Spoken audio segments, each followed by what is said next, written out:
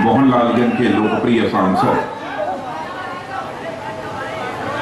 श्रीमान कौशल किशोर जी और अली जनाब मौलाना मिर्जा यासूब अब्बास साहब, श्री मुकेश शर्मा जी महानगर के अध्यक्ष, सैयद मजहर अब्बास रिजवी साहब इस कार्यक्रम के कर्ता धर्ता, मौलाना एहशाम साहब, मौलाना सैयद जौहरी साहब, मौलाना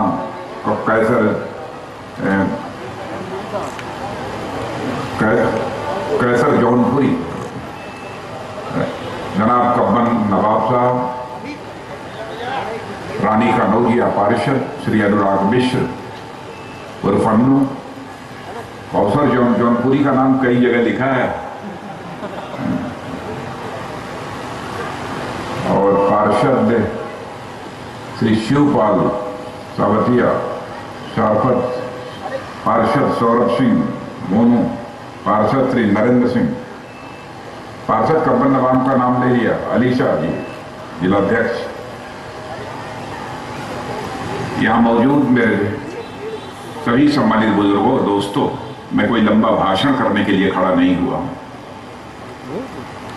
पहले तो मैं अपनी तरफ से मजहर अब्बास साहब को बधाई देना चाहता हूं और उनको सचमुच शुक्रिया भी देना चाहता हूं कि उन्होंने इतना अच्छा कार्यक्रम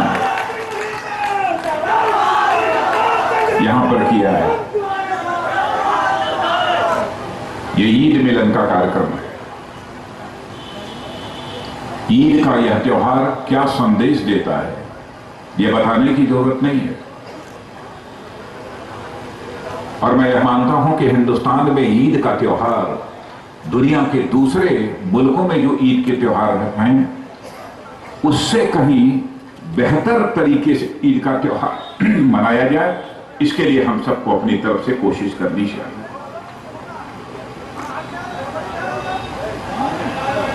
हिंदुस्तान दुनिया का इकलौता मुल्क है जिस मुल्क में इस्लाम के जितने भी फिरके होते हैं, सारे के सारे फिरके यदि कहीं पाए जाते हैं तो केवल हिंदुस्तान में पाए जाते हैं, दुनिया के किसी मुल्क में नहीं पाए जाते।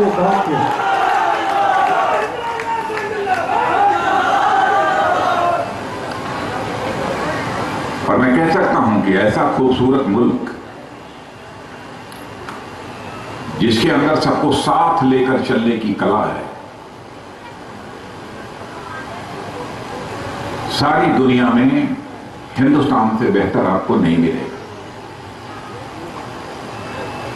इसलिए मैं आप सबसे यही अपील करने आया हूं कि आइए इस ईद के अवसर पर हम सभी लोग यह संकल्प लें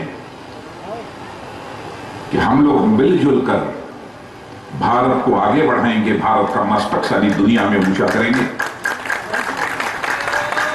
और 21वीं शताब्दी जो होगी वह भारत की शताब्दी होगी सारी दुनिया में। यह संकल्प लेने की आवश्यकता है।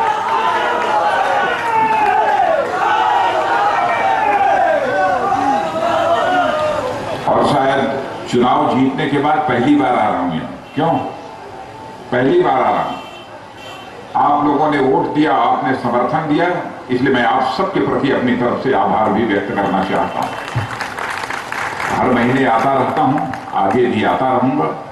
आगे ज्यादा नहीं बोलूंगा, वो इसलिए नहीं बोलूंगा, 7:05 हो गया है, नमाज का समय हो गया है। और चूंकि यहां पर हम लोग ईद मिलन के लिए आए हैं, इसलिए मैं सभी को अपनी तरफ से मुबारकबाद देते हुए अपनी बात को समाप्त करता हूं। जैसा कि आपने